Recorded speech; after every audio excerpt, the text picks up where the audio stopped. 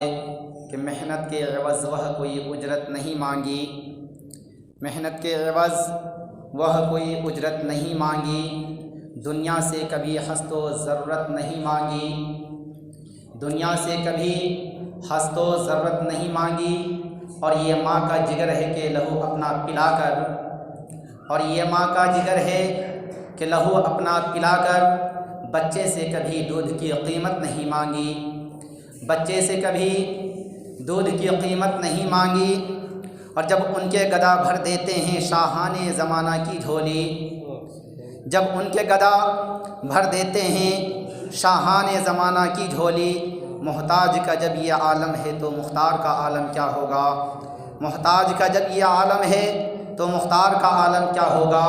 محنت کے عوض وہ کوئی اجرت نہیں مانگی، دنیا سے کبھی حسد و ضرورت نہیں مانگی، اور یہ ماں کا جگر ہے کہ لہو اپنا پلا کر بچے سے کبھی دودھ کی قیمت نہیں مانگی۔ معزز سامعین کرام، اللہ کے حبیب علیہ الصلاۃ والسلام ارشاد فرماتے ہیں الحیاء والشعبۃ من الایمان، ایمان، حیا ایمان کا ایک حصہ ہے حضرات محترم۔ اب حیا ایمان کا جب حصہ ہے تو ہمیں ان باتوں پہ غور و فکر کرنا چاہیے۔ بعد میں ٹائم دیا جاتا ہے تو بعد میں ہی سنت پر ہے، پھر بیچ میں جو ہے آپ کی ذہن کبھی ادھر بہکے گی کبھی ادھر بہکے گی۔ معزز سامعین کرام، جب رب کعبہ نے حیا کو ایمان کا، رب کعبہ کے حبیب علیہ الصلاۃ والسلام نے حیا کو ایمان کا حصہ بتایا، اب یہ حیا کہاں کہاں ہمیں لے کر کے جاتی ہے۔ حضرات محترم، اگر ہم رزق حلال تلاش کرتے ہیں ہمارے لیے یہ بھی ایک حیا ہے، ہم راہ حق پر چلتے ہیں یہ بھی ہمارے لیے حیا ہے، ہم اہدنا الصراط المستقیم پر چلتے ہیں یہ بھی ہمارے لیے حیا ہے، ہم اچھے اور برے کی تمیز اور پہچان کرتے ہیں یہ بھی ہمارے لیے حیا ہے، چھوٹے اور بڑوں کے اندر پہچان پیدا کرتے ہیں، چھوٹوں کے ساتھ شفقت سے پیش آتے ہیں، بڑوں کے ساتھ سامنے میں ادب سے پیش آتے ہیں، یہ بھی ہمارے اندر ایک حیا ہے۔ مگر جب حیا کی بات آتی ہے تو حضرات محترم آج بے حیائی ایسی پھیل چکی ہے، اتنی پھیل چکی ہے کہ اس کی کوئی انتہا نہیں۔ گلی گلی میں کوچے کوچے میں جب جہاں پہ جائیے تو بے حیائی بالکل پردہ فاش کر کے، نہ چھوٹے کی تمیز ہوتی ہے، نہ بڑوں کی پہچان ہوتی ہے، نہ اچھے برے کا خیال ہوتا ہے، جنہیں جو ہوتا ہے وہ کر دیتے ہیں۔ حضرات محترم، اسی کے بارے میں پیغمبر اعظم علیہ الصلاۃ والسلام نے ارشاد فرمایا ہے کہ اے مسلمانوں، اے مومنوں، یاد رکھ لینا اگر تمہارے حالات ایسے رہے، اے انسانوں اگر تمہارے نظریات ایسے رہے، اے میری امتیوں اگر تمہارے خیالات ایسے رہے تو ایک وقت ایسا آنے والا ہے کہ دنیا کے اندر بے حیائی کی حد اتنی پار ہو جائیں گی، اتنی پار ہو جائیں گی، کوئی کسی کی پہچان نہ کرے گا۔ قیامت قریب آ جائے گی، اور جب قیامت قریب آ جائے گی ساتھ ہی ساتھ کچھ ہی عرصہ گزرنے کے بعد جب قیامت آ جائے گی، قیامت کا وہ ہولناک جب نظارہ ہوگا، ہولناک نقشہ ہوگا، جب وہاں پہ کوئی کسی کا نہیں ہوگا، وہاں پہ ایک عورت کے بارے میں حکم دیا جائے گا، رب کعبہ کا حکم ہوگا، اے فرشتوں جاؤ جاؤ اس عورت کو جہنم کی کالی کوٹری میں ڈال دو، اے فرشتوں جاؤ یہ جہنمی عورت کو جہنم کی آگ میں ڈال دو، جہنم کے گڈھے میں ڈال دو۔ اتنے ہی دیر میں جب وہ جہنمی عورت کو لے جایا جائے گا تو فوراً وہاں پہ وہ عورت جاتے جاتے رک جائے گی، اور اس وقت پھر وہاں پہ حکم ہوگا، وہ رب کعبہ کی طرف سے جو وہ حکم ہوتا ہے فرشتوں کو حکم دیتا ہے کہ اے فرشتہ انہیں جہنم کے آگ میں جا کر کے ڈال دیا جائے، تو وہ فرشتے کہتے ہیں اے عورت تو رکی کیوں؟ تو وہ عورت کہتی ہے کہ اے فرشتوں رب کعبہ کی بارگاہ میں مجھے کچھ کلام کرنا ہے، رب کعبہ کی بارگاہ سے کچھ گفتگو کرنی ہے۔ وہ عورت سے پوچھا جاتا ہے، رب کعبہ کی بارگاہ سے یہ حکم ہوتا ہے اے عورت تو بتا تو کیا کہنا چاہتی ہے، تیرا کیا سوال ہے، تیرا کیا التجا ہے؟ اس ٹائم میں وہ عورت کہتی ہے مالک پروردگار میں تو جہنم میں جا رہی ہوں مگر میرے ساتھ ساتھ میرے والد محترم کو بھی جہنم کی آگ میں ڈالا جائے۔ اس ٹائم میں رب کعبہ فرمائے گا اے عورت ایسا کیوں، گناہ کیا تو نے، جائے जाएगा जहन्नम में तेरा बाप, पाप किया तूने जहन्नम में जाएगा तेरा बाप, यहाँ पे गुनाहों के दहलीज को चूमा तूने और जाएगा जहन्नम में तेरा बाप तेरे साथ में। उस वक्त वह औरत कहती है मालिक परवरदिगार, अगर ये बाप मेरा चाहता तो मेरी दुनिया के अंदर हर फरमाइश को पूरी करता था। अगर मेरा बाप चाहता तो अगर यहाँ पे आकर के अगर मैं किसी चीज़ से नाराज़ हो जाती थी तो मुझे वह राज़ी करते थे, और जब वह नाराज़ हो जाते थे तो हम हर तरह से उन्हें कोशिश करके राज़ी क्या करते थे, मौला अगर ये मुझे चाहते तो मुझे नमाज़ पढ़ने की तलकीन कर सकते थे। अगर मैं नाराज़ हो, अगर वो इन बातों से अगर मैं ना मानती तो वह मुझसे नाराज़ हो करके मुझे नमाज पढ़ने पर मजबूर कर सकते थे, मुझे रोज़े रखने पर मजबूर कर सकते थे, मुझे गुनाहों से बचने पर मजबूर कर सकते थे। मगर मेरे वालिदे मोहतरम ने मुझे अपने हाल पे छोड़ दिया, मेरी रस्सी को इतना ज़्यादा छूट दे दिया कि हमने नमाज़ों से दूर हो गया, हमने रोज़ों से दूर हो गया, हमने ज़कातों से दूर हो गया, साहिब निसाब होने के बावजूद भी हमने हज से दूर हो गया, और यहाँ तक कि हमने गुनाहों के दहलीज में इतना ज़्यादा डूब गया, इतना ज़्यादा डूब गया कि हमने दीन को भुला दिया। हजरत मोहतरम, जब इतना हुक्म होता है, वह औरत जब इतनी बातें कहती है, फौरन रब्बे काबा की तरफ से हुक्म होता है, ए फरिश्तों इनके बाप को भी इनके साथ में जहन्नम में डाल दिया जाए। अब वहाँ पे बाप और बेटी दोनों जहन्नम के रास्ते पे जा रहे हैं, जाते जाते फिर वह औरत रुक जाती है। फिर फरिश्ते पूछते हैं कि ए औरत, अब तेरे साथ क्या मामला हुआ, अब तू क्यों रुक गई। उस वक्त वह औरत कहती है कि ए फरिश्तों, मुझे फिर दोबारा रब्बे काबा की बारगाह से कुछ कलाम करना है, कुछ बात करनी है, कुछ इल्तिजा करनी है। फौरन रब्बे काबा का हुक्म होता है, ए औरत बता अब तेरा क्या मामला रहा, अब क्या बातें हैं, अब तू क्या कहना चाहती है। उस टाइम में रब्बे काबा की बारगाह में वह औरत कहती है, मालिक परवरदिगार, मेरे साथ में मेरे बाप को जहन्नम में डाल रहा है तो मेरे बाप के साथ में मेरे भाई को भी जहन्नम में डाला जाए। उस वक्त रब्बे काबा फिर फरमाएगा, ए औरत मामला क्या है, तूने पहले अपने साथ तो बाप को कर लिया, अब तो अपने भाइयों को साथ में ले जाना चाह रही है, मामला क्या है। उस टाइम में रब्बे काबा की बारगाह मुक़द्दसा में वह औरत कहती है, मालिक परवरदिगार, ये मेरा भाई है, इनकी फरमाइश को मैं पूरा क्या करती थी, और मेरी तमाम फरमाइशों को ये पूरा क्या करता था। अगर ये मेरा भाई चाहता तो अगर मैं बेनमाजी थी ये मुझे नमाजी बना सकता था, अगर मेरा भाई चाहता तो मैं बेरोज़ेदार था, मैं रोज़ेदार बना सकता था मेरा भाई, मैं गुनाहगार था, गुनाहों से बचा सकता था मेरा भाई, मैं गुनाहों के दहलीज पे कदम रख चुकी थी, अगर मेरा भाई चाहता तो मुझे तमाम गुनाहों से बचा सकता था। मौला मेरे भाइयों ने मुझे छोड़ दिया, मौला मेरे गुनाहों पे मेरे भाइयों ने नजर ना डाला, लिहाजा मेरे भाइयों को भी मेरे साथ में जहन्नम में डाला जाए। हजरत मोहतरम, बड़े अफसोस के साथ कहना पड़ता है, उस टाइम में रब्बे काबा का हुक्म होगा, ए फरिश्तों, इनके भाइयों को भी इनके साथ में जहन्नम में डाला जाए।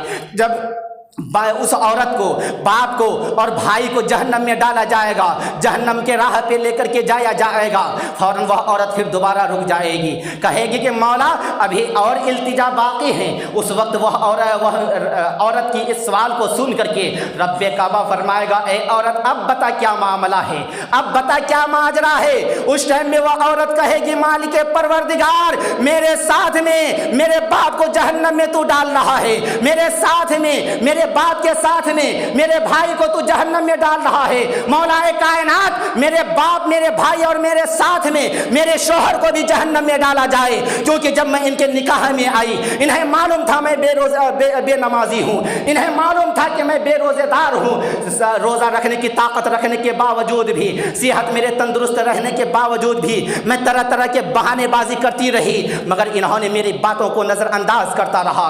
क्या रब्बे काबा, जब तेरा हुक्म था कि जब तेरा मालिक परवरदिगार, जब तेरा ये हुक्म नाफिज हुआ कि मर्द हाकिम है औरतों के ऊपर, क्या मैं नबी का गुलाम ना थी, मैं नबी की दीवानी नहीं थी, मैं नबी के मस्तानी नहीं थी, मैं नबी के हुक्म पे अमल करने वाली नहीं थी। मौला मैं तो थी, मगर ना मेरे बाप ने मुझे बताया सकती किया कभी, ना मेरे भाई ने किया, ये दोनों मेरे साथ तो जहन्नम में जा ही रहे हैं। मगर जब मेरा निकाह हो गया, मेरी शादी हो गई, ये तमाम फराइज मेरे शौहर के सर हो गया था। मेरा शौहर चाहता तो मुझे नमाजी बना सकता था, मेरा शौहर चाहता तो मुझे रोज़ेदार बना सकता था, मेरा शौहर चाहता तो तमाम छोटे बड़े गुनाहों से बचा करके मुझे अल्लाह उसके रसूल के हुक्म पे चला सकता था। मौला इन्होंने कभी भी मुझे इस ताल्लुक़ से कभी सख्ती ना किया। मौला मेरे साथ में, मेरे बाप और भाइयों के साथ में मेरे शौहर को भी जहन्नम में डाला जाए। हज़रात मोहतरम मामला यहाँ तक रह जाएगा, हो जाएगा, फिर हुक्म होगा चलो इनके भाई इनके शौहर को भी लाया जाए और इन तीनों मर्दों के साथ में इन औरतों के साथ में, औरत के साथ में तीनों मर्दों को भी जहन्नम में डाला जाए। उस टाइम में रब्बे काबा की बारगाह मुक़द्दसा में वो औरत फिर इल्तिजा करेगी, मौला अभी भी मामला मुकम्मल नहीं हो पाया है। रब्बे काबा फरमाएगा अब क्या हुआ औरत, अब क्या मामला बाकी रह गया। उस टाइम में रब्बे काबा की बारगाह में वो औरत इल्तिजा करेगी, मालिक परवरदिगार मेरा बाप जा रहा है जहन्नम में, मेरा भाई जा रहा है जहन्नम में, मेरा शौहर जा रहा है जहन्नम में, मगर हमने जिस बेटे को 9 महीने तक पेट में रखा, दुनिया के अंदर जन्म दिया और जन्म देने के बाद बचपना से लेकर के जवानी तक में हमने उनकी हर फरमाइश को पूरी की। क्या अगर वह मेरा बेटा चाहता तो वह जिद करके मुझसे नमाज पढ़वा सकता था, वह जिद करके मुझसे रोज़ा रखवा सकता था, वह जिद करके जब हमने साहिब निसाब बना तो हमें वह ज़कात दिलवाने पर मजबूर कर सकता था। अगर वह चाहता तो जिद करके मुझसे हज करवा सकता था, अगर वह चाहता तो मुझसे तमाम छोटे बड़े गुनाहों से मुझे बचा सकता था। मौला मेरे बेटे ने भी इस चीज़ को जो है नज़रअंदाज किया। मौला अब मेरे बेटा को भी मेरे साथ में जहन्नम में डाला जाए। हज़रात मोहतरम मामला यहाँ तक जब आ जाएगा, पता चला कि बाप, भाई, शौहर और बेटे एक औरत को राह हक ना दिखाने की बिना पे ये चारों के चारों मर्द जहन्नम में डाले जाएंगे। हज़रात मोहतरम जब आपकी ज़हन और फ़िक्र में ये बात आ रही है तो आज बहुत अहम पॉइंट की बात मैं आपको बता करके चलता हूँ, आगे बढ़ता हूँ। आपके ज़हन और फ़िक्र में ये बातें शायद पहले कभी आई होगी या नहीं आई होगी।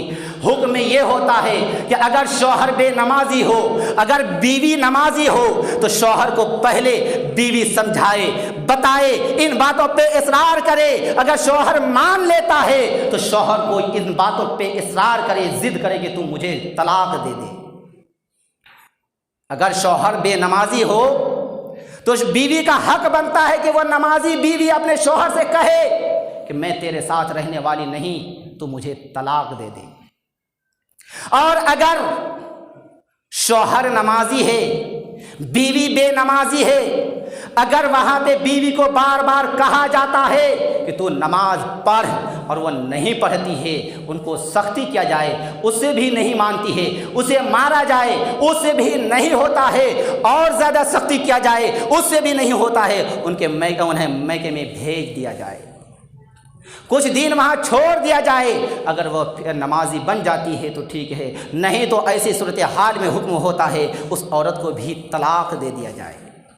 मगर ख्याल रहे अपने जोश में आकर के होश को ना खोया जाए, 3 तलाक ना दिए जाएं, बल्कि 1 तलाक दिया जाए, तलाक़े रजई जिसे कहते हैं। अगर वह औरत नमाजी हो जाती है बगैर हलाला के, उन्हें अपने निकाह में ला करके अपनी बीवी के तौर पे जिस तरह से हमेशा रखते थे वैसे रखा जाए, और नहीं मानती है तो उन्हें फिर अपने हाल पे छोड़ दिया जाए। ये हमारी शरीयत हुक्म देती है। एक नमाज ना पढ़ने की बिना पर क्या हमने इन बातों पे कभी गौर और फिक्र किया? जब इन बातों से कदम थोड़ा आगे बढ़ाते हैं, हमारी चाहत होती है कि हम अपने औलादों को, हम अपने बच्चों को अच्छी तालीम दें, अच्छे इल्म दें, अच्छे हुनर दें, चाहे वो दीनी तालीम हो या दुनियावी तालीम हो, चाहे ज़िंदगी गुजारने के लिए अच्छे हुनर हो, अच्छे कारोबार हो, कोई भी चीज़ हो, हर चीज़ के बारे में सब गौर व फिक्र करते हैं। मगर क्या हमने कभी इन बातों पे गौर व फिक्र किया? चाहे वह हम रहें या हमारी औलाद रहें, हम मदरसे में अपनी औलादों को किस लिए भेजते हैं? इसलिए भेजते हैं कि हमारी औलाद अच्छी तालीम हासिल करे, ताकि वह तालीम हासिल करके वह मेरी औलाद मुझे भी अच्छी बात बताएं, मुझे भी अच्छी राह दिखाएं और ख़ुद भी अच्छी राह पे चलें। مگر حضرات محترم، جو والدین اپنی اولادوں کو پڑھا تو دیتے ہیں مدرسے میں، اور پھر جب اولاد کوئی بات کو بتائے، غلط باتوں سے، غلط راہوں سے بچنے کے بارے میں بتائے، تو یا تو اپنی اولادوں کی باتوں کو نظر انداز کر دیا جاتا ہے، یا نہیں تو جواب کیا ہوتا ہے، اے چھوڑا تو میرا باپ ہے یا میں تیرا باپ ہوں؟ میں نے تجھے جنم دیا ہے یا تو نے مجھے جنم دیا ہے؟ وہ بچہ چپ چاپ ہو جاتا ہے۔ حضرات محترم، جب شریعت کی بات آتی ہے تو وہاں پہ نسلوں کو نہیں دیکھا جاتا ہے۔ اگر نسلوں کو دیکھا جاتا تو سب سے پہلے محبت کرنے والے پیغمبر اعظم علیہ الصلوۃ والسلام سے حضرت علی کے والد یعنی کہ ابو طالب جنت میں داخل کیے جاتے۔ اگر نسلوں کو دیکھا جاتا تو ہمارے آقا علیہ الصلوۃ والسلام کے 10 چچا تھے، ان میں سے چند نے ہی ایمان لایا، باقی نے نہیں لایا۔ جیسے ابو لہب جیسے مردود ایمان نہیں لایا، وہ سب کے سب جنت میں جاتے، مگر وہاں پہ صرف رشتے سے، خون کے رشتے سے مرتبہ اونچا نہیں ہو جاتا، بلکہ اگر مرتبہ کو اونچا آپ کرنا چاہتے ہیں تو اپنے تختیہ دل میں شریعت مصطفیٰ کو جگہ دینی پڑے گی، شریعت مصطفیٰ کو اپنے تختیہ دل پر اتارنا پڑے گی، شریعت مصطفیٰ پہ آپ کو عمل کرنا پڑے گا، تب جا کر کے آپ کا مقام اونچا ہوگا۔ حضرات محترم، جب معاملہ ایسے آتے ہیں اور ایسے حالات تک پہنچتے ہیں، اتفاق کی بات تھی کہ حضور مفتی اعظم ہند علامہ مصطفیٰ رضا خان علیہ رحمۃ الرضوان دہلی شریف آئے محبوب الہی کی بارگاہ میں، حضور خواجہ نظام الدین اولیاء کی بارگاہ میں، اور وہیں پہ صرف اگر منمانی چلتی تو میں آپ کو بتاتا ہوں کہ منمانی کہاں جا کر کے دم توڑتی ہے۔ خیال رکھا جائے منمانی سے ہم چلیں گے پھر بھی ہمیں مرنا ہے ایک دن، اور اگر شریعت مصطفیٰ کے اوپر پابندی کر کے چلیں گے، اس کے اوپر عمل کر کے چلیں گے، پھر بھی مرنا ہے۔ مگر جنہوں نے شریعت مصطفیٰ کے اوپر سختی کے ساتھ قائم رہ کر کے مرا، وہ عزت کی موت مرا، اور جنہوں نے شریعت مصطفیٰ کو ٹھکرا دیا، نظر انداز کر دیا، وہ ذلیل اور خوار اور رسوا ہو کر کے مرا۔ حضرات محترم، حضور مفتی اعظم ہند جب محبوب الہی کی بارگاہ میں آئے، وہاں پہ ایک مکان تھا کوچہ جیلانی، جس کا مالک تھا محمد اشفاق صاحب۔ آپ جب بھی آتے دہلی وہیں پہ قیام گاہ ہوتا۔ جب آپ محبوب الہی کی بارگاہ میں حاضری دیے اور دینے کے بعد جب اشفاق صاحب کے مکان پہ گئے، جانے کے بعد جو ہے وہاں پہ بھیڑ لگ گئی، اس میں ایک مولوی صاحب جو ہے کود گئے، کودنے کے بعد جو ہے علم غیب کے اوپر وہ بحث کرنا شروع کر دیے۔ اشفاق صاحب کہہ رہے ہیں کہ حضور یہ اتنا بیوقوف انسان ہے کہ کسی سے بھی بحث کر لیتا ہے اور سنتا کسی کی نہیں، مانتا کسی کی نہیں ہے۔ حضور مفتی اعظم ہند فرماتے ہیں کہ اے اشفاق، یہ ابھی تمہارے گھر پر آئے ہیں، ان کو جو بولنا ہے بولنے دو، کیونکہ یہ تمہارے مہمان ہیں، ان کی عزت کرنا تمہارا حق ہے، لہٰذا انہیں جو بولنا ہے بولنے دو۔ وہ مولوی صاحب 1.5 گھنٹے تک اپنی تقریر کرتے رہے، حضور مفتی اعظم ہند بھی چپ چاپ سنتے رہے بغور، اور وہاں پہ جتنے بھی حاضرین تھے سب سنتے رہے۔ اس کے بعد 1.5 گھنٹے کے بعد وہ خود جب چپ چاپ ہو جاتے ہیں، پھر ان سے پوچھا جاتا ہے اور کچھ دلائل اگر باقی ہو تو بتائیں، کہ ان کے ایک ہی سوال تھا کہ نبی کو علم غیب نہیں تھا۔ 1.5 گھنٹے وہ بولتا رہا اور حضور مفتی اعظم ہند سنتے رہے کہ حضور کو علم غیب نہیں تھا، بولتا رہا۔ 1.5 گھنٹے کے بعد جب چپ ہوا تو بولا اور کوئی دلائل ہے تو پیش کر دو۔ پھر دوبارہ بولا تو روایتوں کے مطابق آدھا گھنٹہ پھر بولا وہ، یعنی کہ 2 گھنٹے تک وہ علم غیب کے اوپر بولتا رہا کہ اے حضور کوئی علم غیب نہیں ہے۔ جب یہ ساری باتیں ہو گئی، بولے ہو گیا، ہاں ہو گیا، بولے اب تمہارے لیے بہتر یہ ہے کہ تم غلط فہمیاں کے شکار بنے ہوئے ہو، اور تم گناہوں سے توبہ کر کے اور تم جو ہے داخل اسلام دوبارہ ہو جاؤ۔ نبی کو علم غیب تھا۔ بولے میں مولویوں کی بات نہیں مانتا، مجھے دلیل کی ضرورت ہے۔ ان سے پوچھا گیا ایک بات بتاؤ، کوئی شخص ہے ان کی ماں بہت زیادہ معذور ہے، پریشان ہے، ان کے آگے پیچھے کوئی دیکھنے والا نہیں ہے، اگر وہ انسان اپنی ماں کو چھوڑ کر کے آ جائے تو ان کے لیے کیا حکم ہے؟ وہ کہتا ہے کہ یہاں پہ علم غیب کی بات چل رہی ہے، حضرت ہمیں علم غیب کی بات بتائیے۔ دیکھا کہ یہ لاتوں کے بھوت ہیں، باتوں سے نہیں ماننے والے ہیں، ان سے پھر دوبارہ ان کی ہی انداز میں انہیں جواب دیا گیا۔ کہا چلو تم سے ہم دو تین چار باتیں پوچھتے ہیں، 3 سوال کرتے ہیں، انہی 3 سوالات میں تمہارے جواب بھی ہیں۔ بولے ٹھیک ہے جلدی سے پوچھیے مگر مجھے جواب چاہیے۔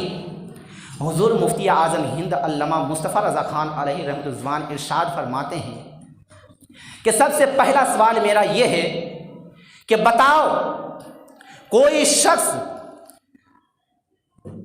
قرض لیتا ہے اور قرض لینے کے بعد گھر سے روانہ ہو جاتا ہے، نکل جاتا ہے اور وہ قرض ادا کرنے کی نیت نہیں رکھتا ہے، کیا یہ جائز ہے؟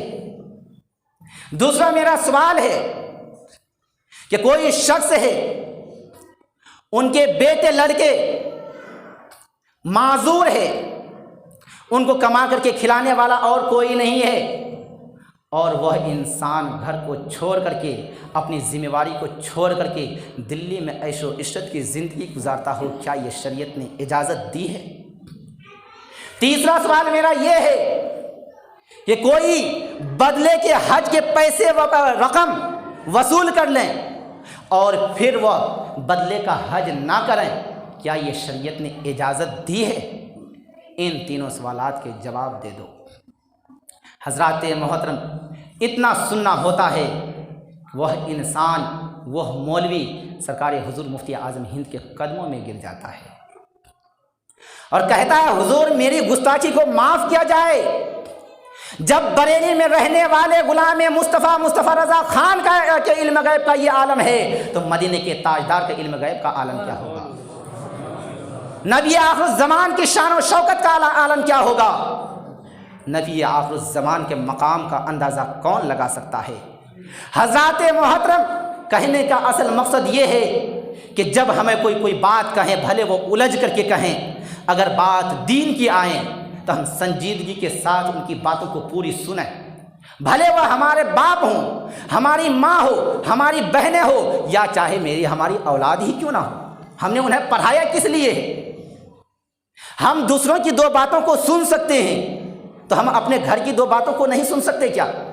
ہم سن سکتے ہیں، لہذا ہمیں چاہیے کہ ایسی باتیں جب بھی آئے، دین کی باتیں جب بھی آئے تو صرف ان باتوں کو سن کر کے نظر انداز نہ کیا جائے، بلکہ ان باتوں کو سن کر کے ان باتوں پہ غور و فکر کیا جائے، اور زیادہ سے زیادہ کوشش یہ کرنی چاہیے کہ جن باتوں کو ہم نے سنا ہے ان باتوں پہ ہمیں عمل بھی کرنے ہیں۔